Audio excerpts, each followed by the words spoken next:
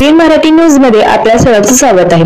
ताज्या बातम्यांसाठी एबीएन मराठी न्यूजला सबस्क्राइब संदर्भात यापूर्वी चर्चा केली होती।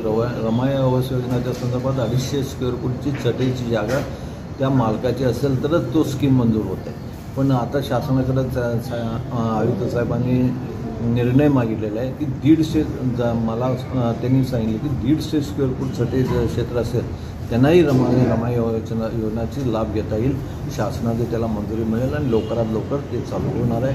त्यामुळे अनेक ज्यांचं घराचे चटई क्षेत्र 150 स्क्वेअर फूट आहे त्यांनाही त्याचा लाभ मिळू शकतो।